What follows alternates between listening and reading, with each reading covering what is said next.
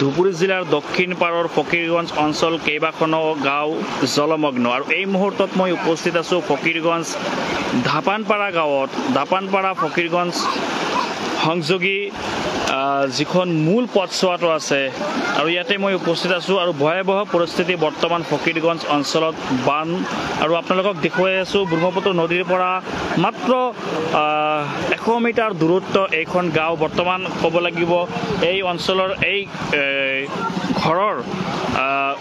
ঘৰসমূহ আপোনালোকে যে দেখি আছে আৰু বৰ্তমান ঘৰৰ সা সামগ্ৰী কিন্তু বৰ্তমান লৈ আহি আছে ৰাস্তাত। যিকোনো মুহূৰ্তৰ ভিতৰত কিন্তু এই কালভাৰটো ছিঙি যোৱাৰ আশংকা কৰা হৈছে আৰু ব্ৰহ্মপুত্ৰৰ পৰা একেবাৰে পানী ইয়ালৈ সোমাইছে আৰু তাৰ ফলত কিন্তু বৰ্তমান পৰিৱেশ এনেকুৱা আপোনালোকক দেখুৱাই আছোঁ। আৰু আপোনালোকে চাওক নিজৰ ঘৰৰ সা সামগ্ৰী বৰ্তমান ৰাস্তাত এনেকৈ ৰাখিব লগা হৈছে, কিয়নো বানৰ কবলত যিকোনো মুহূৰ্তৰ ভিতৰত কিন্তু এই বানপানীয়ে কিন্তু উটুৱাই লৈ যাব পাৰে এই কেইবাখনো ঘৰ। আপোনালোকক লাইভত থাকক, সম্পূৰ্ণ ভিজুৱেল দেখাম। ঘৰৰ ভিতৰত পানী সোমাইছে, আপোনালোকক সম্পূৰ্ণকৈ দেখাম আজি।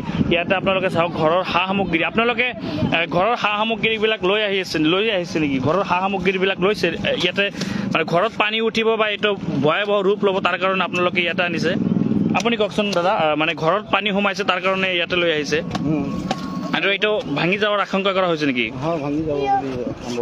সম্ভাৱনা আছে না? অতি সোনকালে নৱগঠিত বীৰসিং জৰুৱা সমষ্টিৰ বিধায়ক ৱাজেদ আলী চৌধুৰী আৰু বান নিয়ন্ত্ৰণ বিভাগ ধুবুৰী জিলা প্ৰশাসন অতি সোনকালে দক্ষিণ শালমাৰাৰ উন্নয়ন খণ্ডৰ খণ্ড উন্নয়ন বিষয়া অতি সোনকালে স্থানীয় প্ৰশাসন অতি সোনকালে এটা ব্যৱস্থা ল'ব লাগে। কিয়নো চাওক আপোনালোকে পানীৰ গতি চাওক, পানীৰ যে সোঁত বৈ গৈ আছে ইয়াতে সৰু এটা কালভাৰ দি, আৰু বৰ্তমান ইয়াত চাওক নিজৰ ঘৰৰ সা সামগ্ৰী টিন পাত এনেকৈ সৰু সৰু ল'ৰাবিলাকে কিন্তু ঘৰখন বচোৱাৰ কাৰণে লৈ আহি আছে। ইয়াৰ পৰা মাত্ৰ কেইমিটাৰমান দূৰত আছে ব্ৰহ্মপুত্ৰ নদী আৰু এই ৰাস্তাটো যদি ভাঙি যায় নৱনিৰ্মিত, তেনেহ'লে এই ঘৰকেইখন কিন্তু মুহূৰ্তৰ ভিতৰত কিন্তু উটুৱাই লৈ যাব।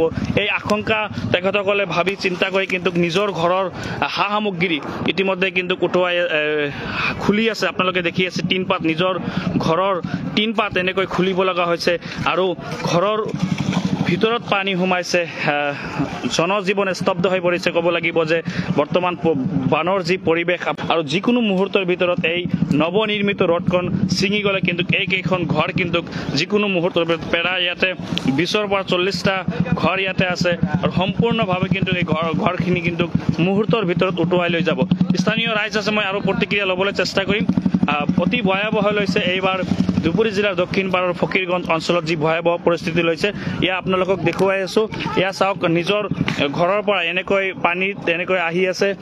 আচলতে ঘৰত আজি আপোনালোকে ঘৰৰ ভিতৰত ৰান্ধিব পাৰিছেনে? ৰান্ধিছিল নেকি? আপোনালোকে মানে অনাহাৰে ৰৈছে আজি? তো এতিয়া আচলতে ঘৰৰ ভিতৰত পানী সোমাইছে, পানী না?